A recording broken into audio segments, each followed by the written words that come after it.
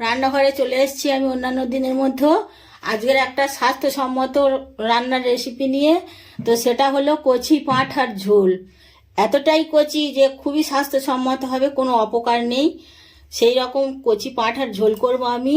তার জন্যে আমি এই 1 কেজি পাঁঠার মাংস আছে, আর আমি 250 পেঁয়াজ কেটে রেখে দিয়েছি সরু সরু করে, আর একটা বড় টমেটো, 2টো তেজপাতা, একটা রসুন গোটা কোয়া আমি ছাড়িয়ে আর বেটে নিয়েছি, আর 50 গ্রাম মতো আদা বাটা আছে।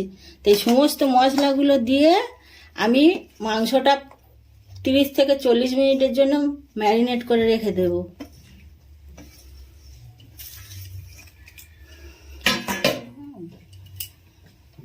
এর মধ্যে দিয়ে দিচ্ছি 1 চামচ জিরে গুঁড়ো, শুকনো লঙ্কার গুঁড়ো 1 চামচ, হলুদ গুঁড়ো 1 চামচ, ধনে গুঁড়ো 1 চামচ, সব কিছু দিয়ে দিলাম। দিয়ে দিচ্ছি একটুখানি চিনি, ছোট চামচের 1 চামচ চিনি, আর দিয়ে দিচ্ছি অল্প একটু নুন আর সর্ষের তেল। সব উপকরণগুলো দিয়ে আমি এবারে মাংসটাকে 30-40 মিনিটের মতো মেখে ঢাকা দিয়ে রেখে দেব। তারপরে আমি রান্নাটা করব।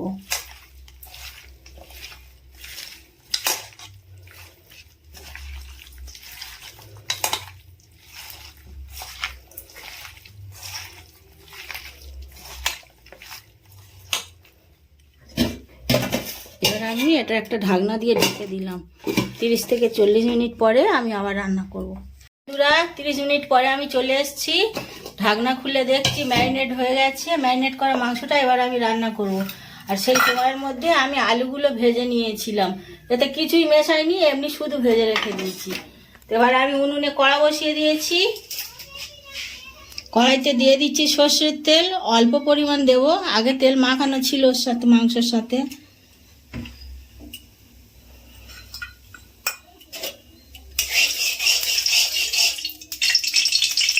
তেল গরম হয়ে গেছে। তেলের মধ্যে আমি ফোড়নে দিচ্ছি একটা গোটা বড় এলাচ, থেতো করে আমি এই ফোড়নের মধ্যে দিলাম।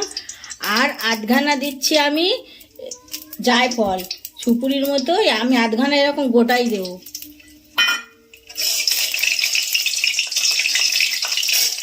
এবারে আমি ওপর থেকে এই ম্যারিনেট করা মাংসটা ঢেলে দিচ্ছি।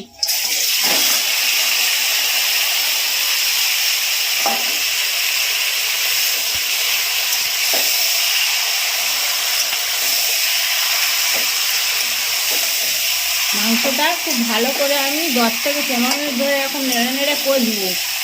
তারপরে আমি জল গরম বসিয়ে দিয়েছি উনুনে, ঈষৎ উষ্ণ গরম জল আমি রেখে দেবো।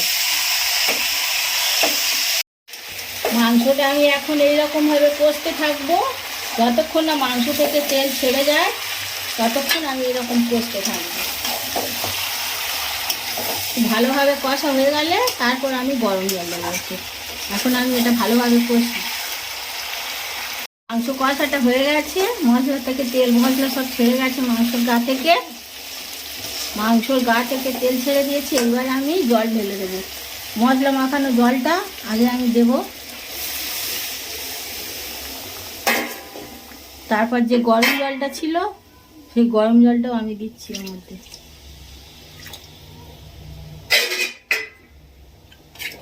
এবারে আমি একটা ঢাকনা দিয়ে এর ওপর থেকে দিয়ে দিচ্ছি আমি পরিমাণ মতো লবণ। আগে আমি লবণ দিয়েছিলাম মাখানোর সময়, সেই যত্নে আমি এখন একটু কম করে দিচ্ছি।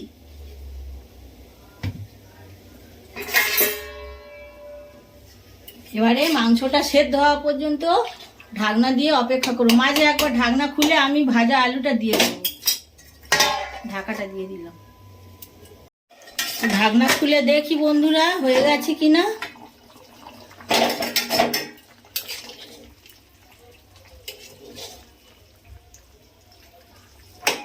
আলু তো সেদ্ধ হবেই,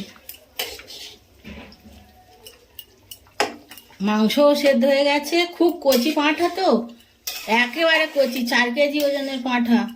তো কচি পাঁঠার ঝোল আমার একদম রেডি। আমি ওপর থেকে একটু গরম মশলার গুঁড়ো খুব সামান্য করে ছড়িয়ে দিচ্ছি। দিয়ে আমি গ্যাসের ফ্লেমটা বন্ধ করে দিলাম। দিয়ে একটু সময় নিয়ে আমি রেখে দিচ্ছি, আবার পরিবেশন করব, তখন আবার দেখাবো।